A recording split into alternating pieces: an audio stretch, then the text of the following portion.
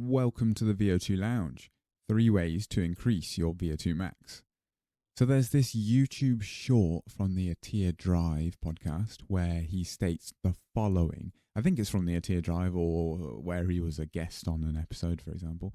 But he states the following. There are only 2 metrics that are most significant when it comes to longevity. There are other known risk factors like high blood pressure, type 2 diabetes, smoking, with high blood pressure increasing your chance of essentially death. They say all-cause mortality. It's like a chance at which you are going to die, essentially, by 20%. Type 2 diabetes by 30%. Smoking by 50%. But then we get to strength and cardiovascular fitness. He states that strength, so being weak as an individual, increases your chance of all-cause mortality, essentially of dying, is 250%. You are 2.5 times more likely to die of all causes by being a weak individual. And then getting on to your cardiorespiratory fitness, just how, imagine how well you could run 5 kilometers or ride 10 kilometers or something like that. Being low in this metric, so VO2Max, being in the bottom 25% versus the top 2%. I mean, this is a big gap, but the stat's big, and that is 400%. You are 4 times more likely to die of all causes if you are in the lower 25% versus the top 2%. These are huge stats. And it's not to discredit the others, like smoking, obviously a bad habit, having type 2 diabetes, not great, and high blood pressure, which all kind of come in line with one another to some extent. Obviously, you can be have a pretty elite VO2 max for your age category and smoke, sorry. But the other two, really, to be honest, if you've got an elite VO2 max, then the likelihood, I don't even know, it's probably possible, okay? It is probably possible, but the chances that you do have these other 2 factors is probably why having a high VO2 max is so proactive in preserving life, essentially, and the same for strength.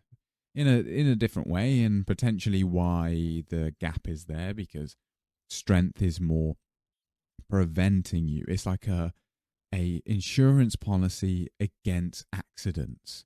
So if you trip, the likelihood at which you're able to catch yourself, say falling down the stairs, like if you trip or start falling down the stairs, if you're strong, you catch the banister or something and you support yourself, or even more muscle mass just makes you bounce better.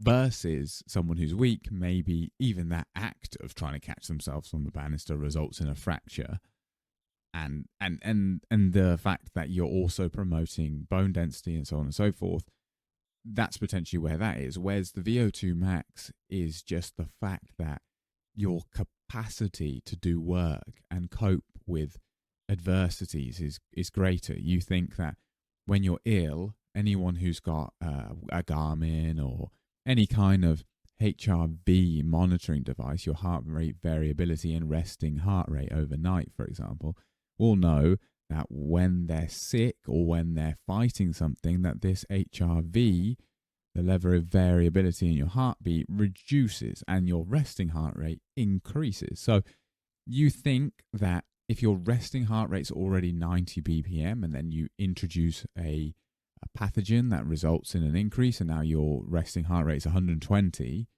that's pretty high. That's like a zone 2 ride for me. Whereas someone who's got a resting heart rate of 40, say, and it goes up to 60, well, you're still probably below most of the population in your resting heart rate by having a heart rate of 60 when you're ill. So that's probably where it is. But let's get into this episode and talk about, as a result of VO2 max being so critical, how can you increase it? What 3 things can you focus on if you're completely new to the concept of VO2 max and this sort of training, what can you do to ensure that your VO2 max is getting as close to that top 2% of the population? So before we go on to describing VO2 max and all this, I think it might be a little bit demoralizing for some people hearing you need to be in the top 2% to get this benefit. In reality, I don't have the exact stat in front of me, but it actually ends up being that if you're just above average for your age category, that you will get most of these benefits. We're talking 250, 300% reduction kind of realm here. Now, for just a little bit of reference, for a 20 to 24-year-old, we're talking a VO2 max of 44 to 50 milliliters per kilogram per minute for an average VO2 max. 25 to 29, 43 to 48, 30 to 34, we're talking 41 to 45, 35 to 39, 39 to 43, 40 to 44, 36 to 41, 45 to 49, 35 to 39, 50 to 54, 33 to 36, 55 to 59, 31 to 34, and 60 to 65, 29 to 32. For a little bit more context, what do those kind of correlate to? Well, at just above 5 miles an hour, so a 12-minute mile or 7 minutes 30 per kilometer, both walking and running require about 30 mil of oxygen per kilogram of body weight per minute. So a VO2 max of 30. So essentially, the average 60 to 65-year-old, in theory, can do a 7.5 minute kilometer, but be at their VO2 max. That's kind of putting it into context as to why you would want a higher VO2 max younger, so that as it decays with age, you are still able to do these things without being on the absolute rivet. So we've spoken a lot about VO2 max already in this episode, and I haven't actually explained exactly what it is. So VO2 max, or maximum oxygen uptake, is the highest amount of oxygen your body can use during exercise, or during intense exercise specifically. It's a key measure of how your cardiovascular fitness and overall endurance are, or where they stand in relative to the rest of society. Scientists often use VO2 max to assess how well training programs work and to design personalized workout plans. Because it plays such an important role in endurance and health, there's a lot of interest in understanding what limits VO2 max and how to improve it. So, especially on the thing is, now with Garmin watches and all these other kind of watches, and other fitness wearables, people are aware of VO2 max as it being this number that goes up with training. But at least from conversations I've then had, sort of break room chat or walk into the shops or whatever with people, people may compare it and not know what it is, essentially. So there you go. VO2 max, I'll add to that often your watch will say something like, say, 50 or 45 or 30. That's milliliters of oxygen per kilogram of body mass per minute. And it's a relative unit, because the larger human being is probably consuming more absolute VO2, which is the other form, which is in liters per minute. But to make it relative to everyone, and so that person at 100 kilos can talk to a person at 60 kilos and know where they are relative to one another, how efficient they are, essentially, to some extent, there's a relative number. So yeah, you'll often hear, the elites as well, again, in relative. But then if you listen to some of the Norwegian coaches, for example, you'll hear them talk about absolute values, because to some extent, relative values are almost, I suppose, running and cycling specific in some extent, where you are a power to weight sport. Whereas, for example, these Norwegian coaches focusing on triathlons, they really do seem to like this absolute VO2 because they argue it results in a faster end time, which is all you care about in reality. But bringing it back to longevity, you don't care about how fast you are, you care about how well you're going to age, essentially. And VO2, very good barometer. So tip number 1, I appreciate I haven't given a tip yet. So tip number 1. Now, that very obvious one, VO2Max intervals, also known as high intensity interval training or HIIT. They're essentially VO2Max intervals. They are short, intense bouts of exercise followed by recovery periods. These intervals are typically performed at an intensity close to or at your maximum oxygen uptake capacity, usually around this 90 to 100% of VO2Max, or zone 4 or 5, depending what model you're looking at. But zone 5 is usually what I would refer to it as. This type of training is highly effective for improving VO2Max due to the significant stress it places on the cardiovascular and muscular system. VO2Max is something that, although we'll get onto in a bit, is very hard to push up significantly without ever stimulating it. If you're a couch potato, then your VO2Max will likely go up with steady state work.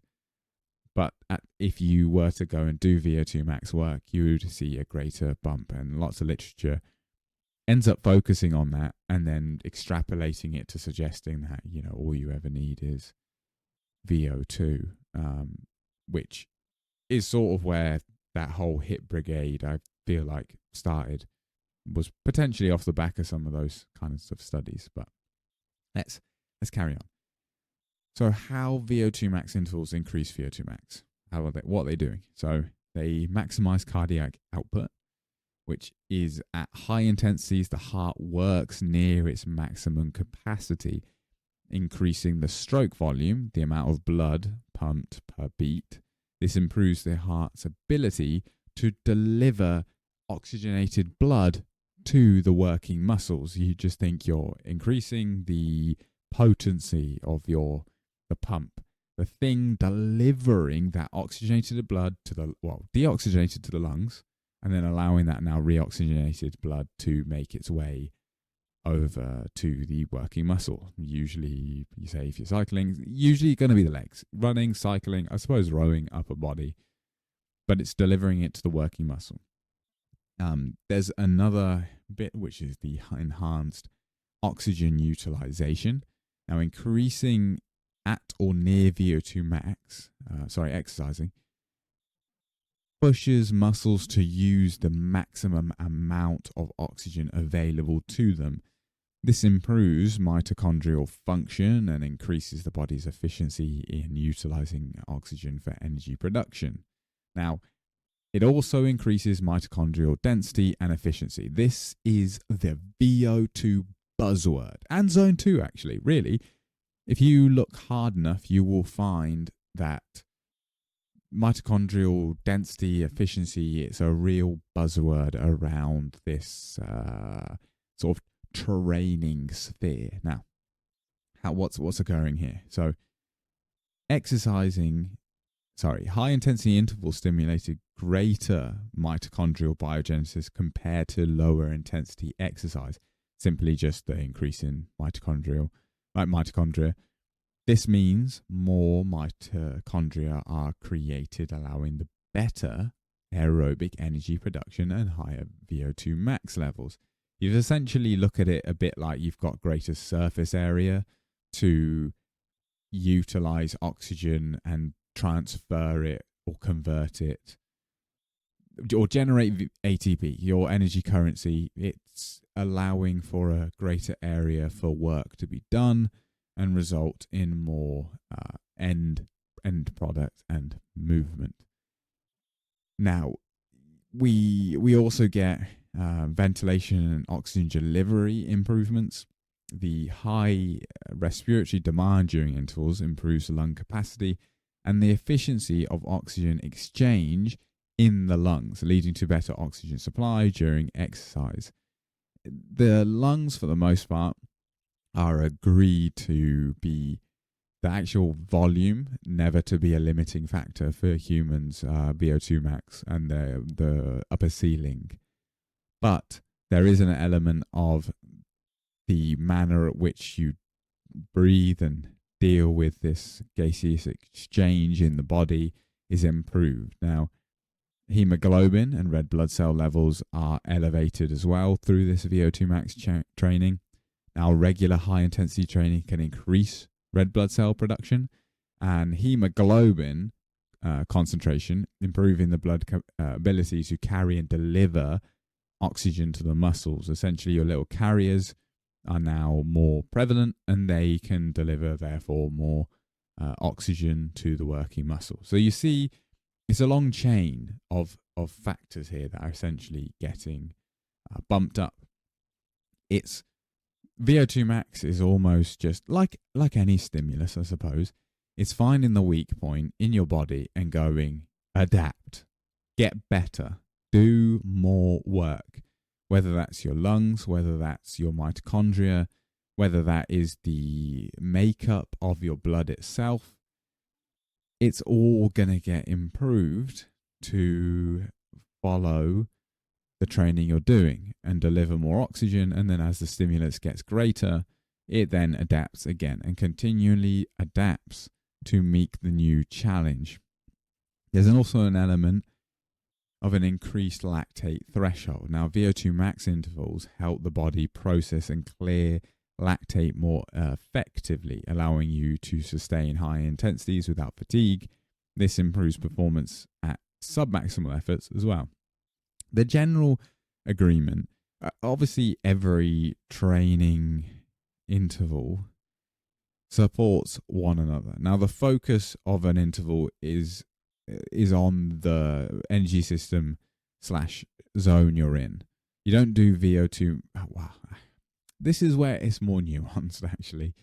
The problem is you can choose to do VO2 max because your threshold is stuck, essentially. You can't break through the plateau, and then your VO2 allows you to then break through it. But it's not necessarily directly you're doing loads of VO2 max work, so like 3 minute, 2 minute, 1 minute intervals, going to suddenly massively transform your hour effort. But it may be that you need some of this intensity to improve your hour effort. Now, we're stepping a little way here from longevity. For the most part, for most individuals, it's very simple. You want to increase your VO2 max. Step number 1, introduce VO2 max intervals into your workout.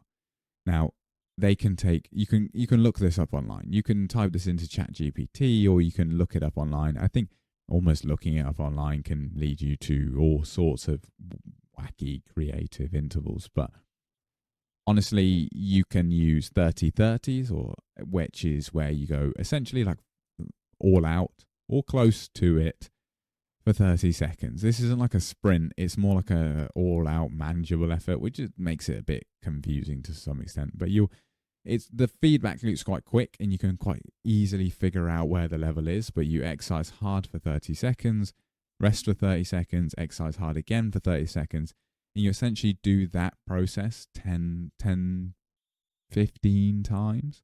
I usually stick to about 10 and then have 10 minutes of rest where you're not doing anything, / you're like in sub-zone 2, zone 1 kind of area.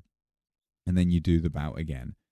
And realistically, it's kind of thought that 21 minutes at VO2 a week is kind of the peak amount. So in this session, you can look at it as if you're going to do it twice a week, then probably 2 bouts of 10 enough, more than enough. You're going to do it once a week, then maybe you can try hit that block 3 times. But what is very important to note is that the intensity is the stimulus here. So if I'm going to pick a random number, or actually, let's pick 2. So people, depending where you're coming from, you know what's going on here. So if you're a cyclist, 300 watts, let's say. If you're a runner, 3 minutes per kilometer. If you, after, in that third block, are now doing 4.5 minutes per kilometer on your on, or you're doing 230 watts or 250 watts even on your on, it's no longer VO2 really. You're now out at the limit of your aerobic system's ability to recover and come back to delivering that real high ATP turnover kind of area. And you need to stop. And what we'll get on to is how you can improve that. But for the initial point, you essentially do as many as you can do before the intensity just disappears or the cognitive load is too great. You can do the same with 40-20s, which is where you've got 40 seconds on, 20 seconds off. This, for an individual just looking to increase their VO2 max, I would never suggest. It's very specific to someone. Really, cycling's the best example of where it fits in. This repetitive surge kind of recovery that you're trying to, your repeatability.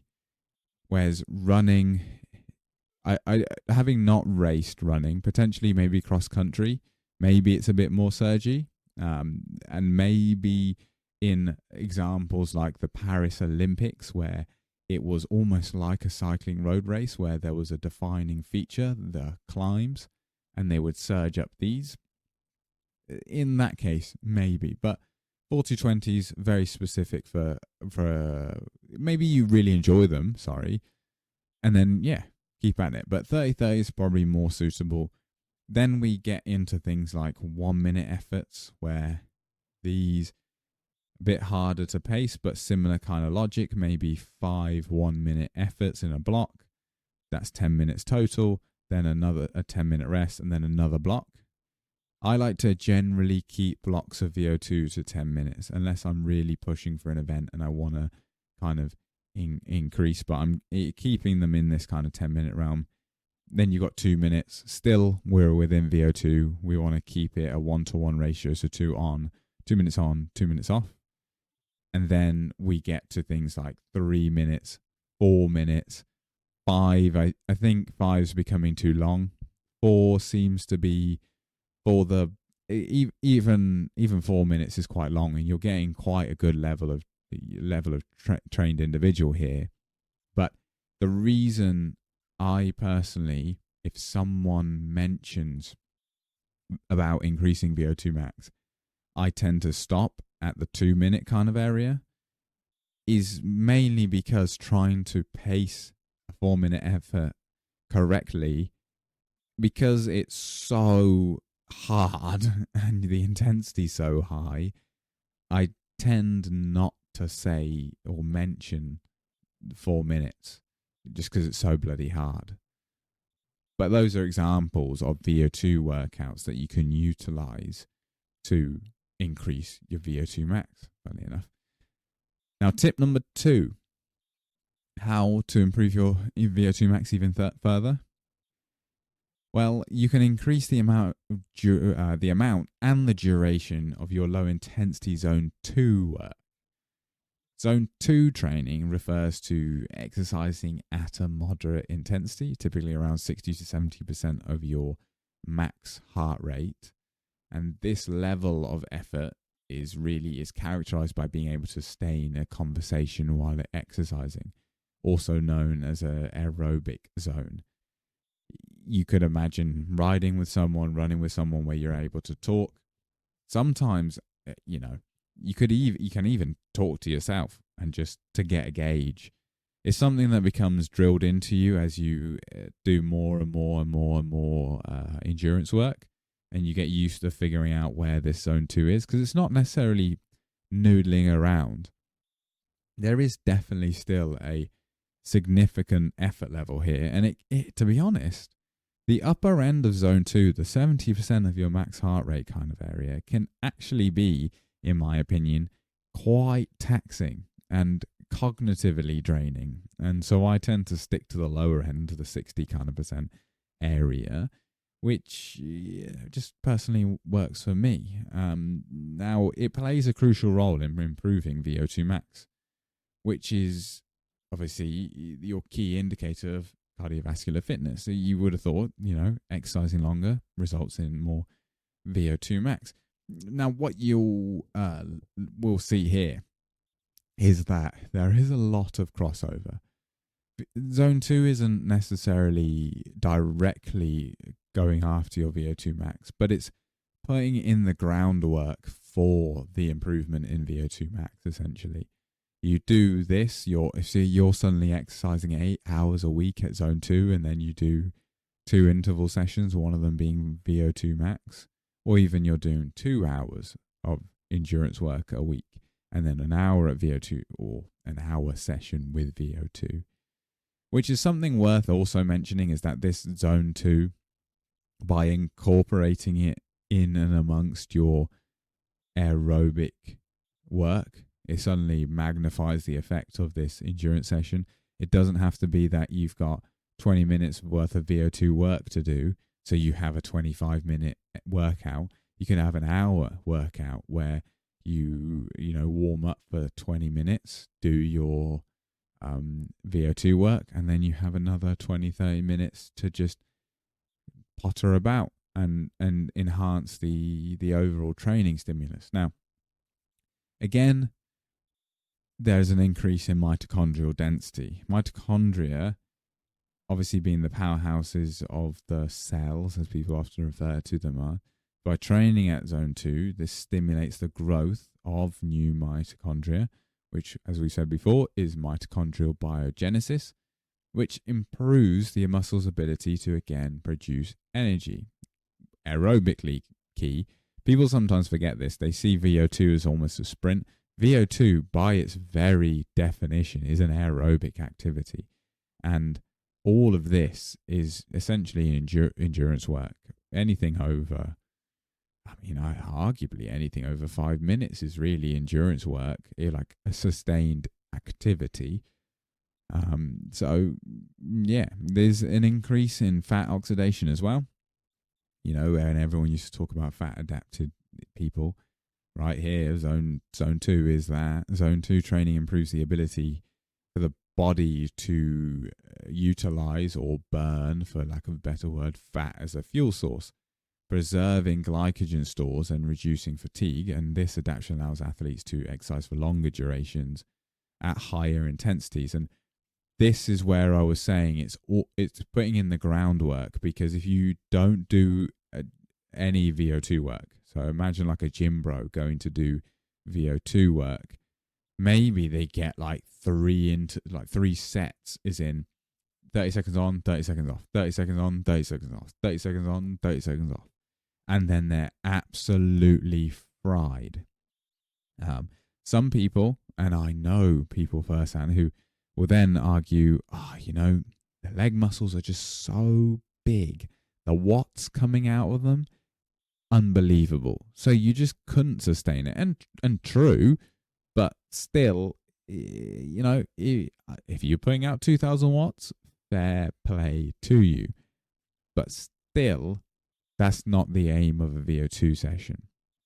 And by doing this aerobic work, you are essentially buying the right to then go out and do VO2 sessions that are longer, and you get greater stimulus. Maybe when you start out, you can only do, let's say, 5 minutes at VO2. So you remember that 30 seconds on, 30 seconds off? Well, you do a total of 10 repetitions of that, which equals 5 minutes at VO2 max, or at least 5 minutes at your VO2 max power, because there's a bit of a lag, and there's a lot of evidence that shows it's kind of like a curve, like a curve where it's building up, and then at some point you're actually at VO2 max and you stay there. And there's a lot of evidence showing that potentially these longer sets allow for you to spend more actual time at VO2, and the evidence shows that the more time you spend at VO2, the greater the adaptions, essentially. So that's why zone 2 is so important for increasing VO2 max.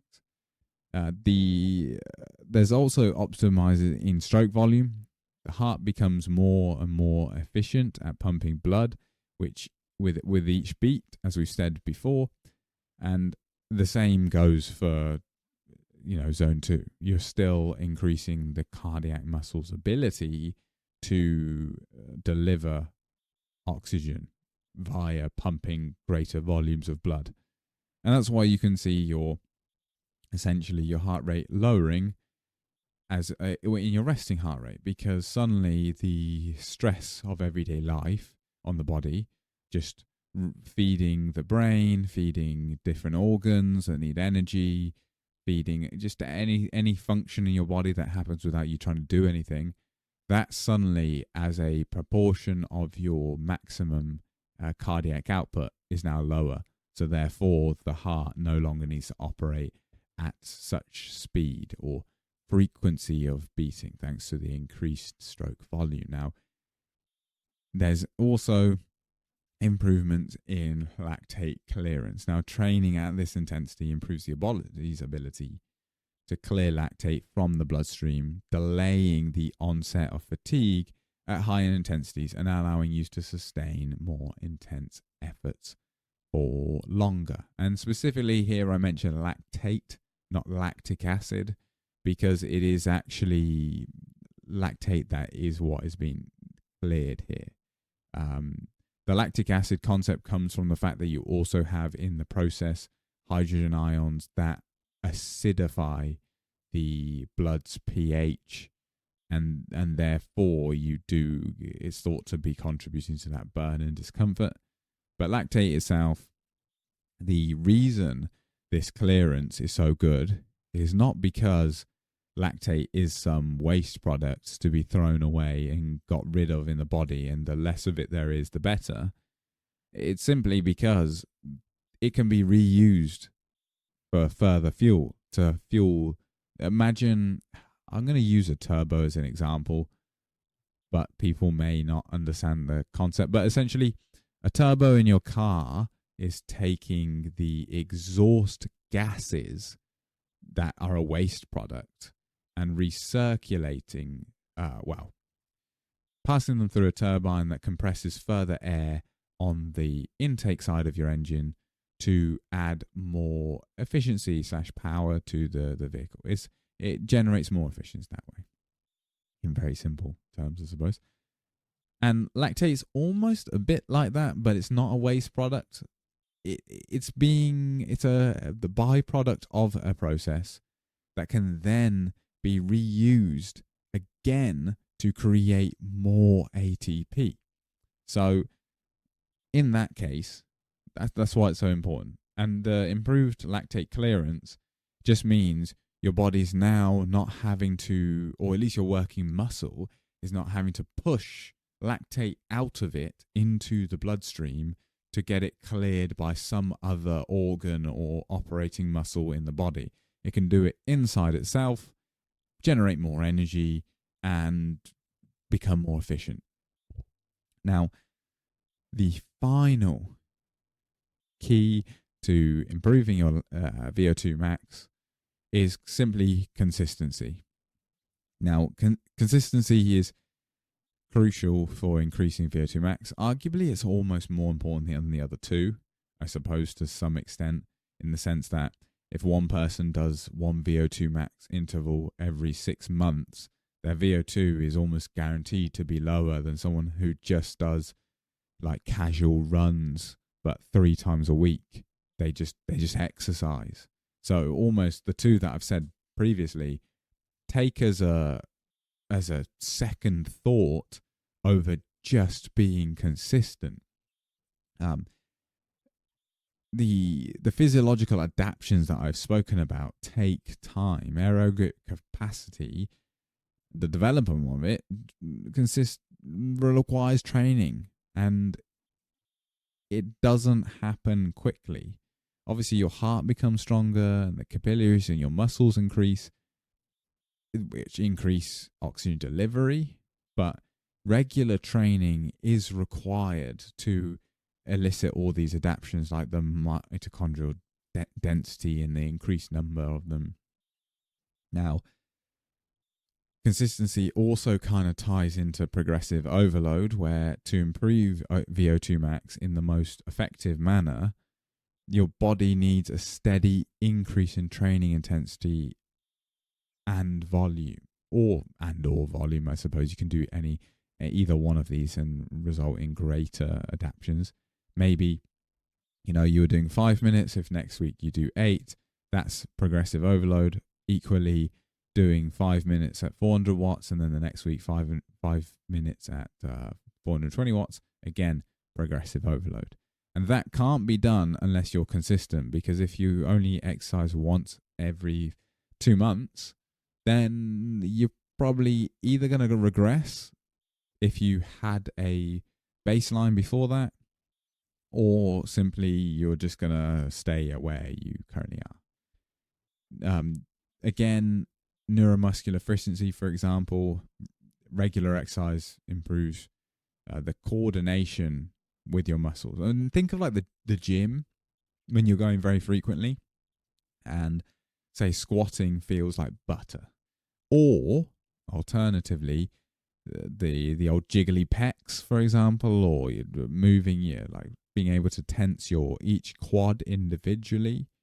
That kind of comms between your brain and your muscle is developed through repetition and consistency.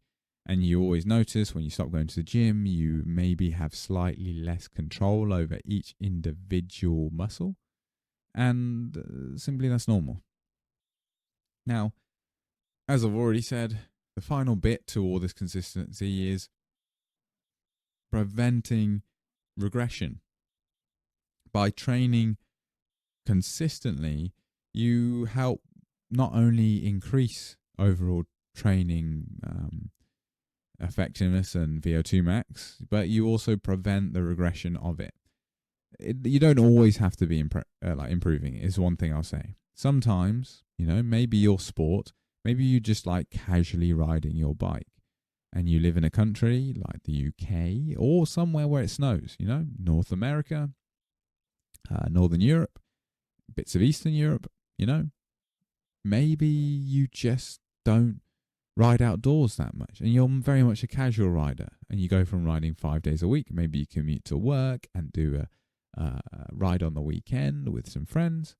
Maybe that doesn't happen in the winter. So what do? Well, maybe you do some running, or you do some turbo trainer work, and that is just as important as everything else, is that consistency and keeping things ticking over, so that when you come back to the next season, for lack of a better word, of your exercise, you're better than, not you were, say, last summer, but you're better than you were coming into last summer, and therefore you can be better this summer than you were last summer. So what's your takeaway from all this? I hope you've enjoyed the episode. If you have, why not follow the pod, leave a rating, and even better, join the VO2 Lounge WhatsApp group, where you can talk to other like-minded people and myself directly. Feel free to share your opinions there, or with me on Instagram, email, or at the VO2 Lounge Discord server, another area for like-minded individuals to hang out. For more content like this, explore my previous episodes, follow the show, and leave a 5-star review if you like what you hear. And lastly, I'd like to challenge you to share the pod with one friend today. It'll really help the pod grow. Thank you for tuning in, and until next time, it's goodbye.